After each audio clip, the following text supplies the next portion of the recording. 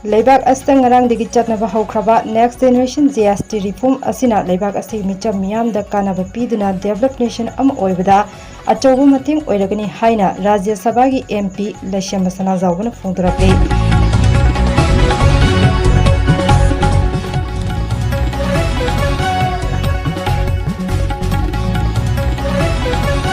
Boysan mate pangal meeting tabiri punamaku taram okchari amadi paw sandok meeyamda pijari. Leibak asta ngarang dagi chatnaba houkhraba Next Generation GST Reform asina Leibak asigi meecham meeyamda kanaba piduna develop nation ama oibada achouba mateng oiragani haina Rajya Sabha gi MP Leishemba Sanajaoba na phongdorak-li. Imphal gi thamba sangnenda paumising unabada Leishemba Sanajaoba na makha taraduna anauba GST Reform asina hanadagi chatnaramba 4-tier structure adugi mahutta 2-tier structure oina chatnaba houkre masina nongmada changdaba yadraba podlam amade hidak langthak yauna tongan apunba item chahum humputara manga maman hanthale reform asina Leibak asta leiriba laumi sing MSME da thabak tawriba sing middle class amadi meecham meeyamda yamna kanaba pigani potchai gi mamal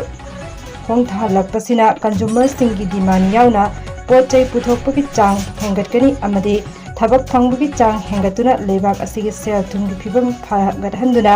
yamna chawna kanaba pigani haiki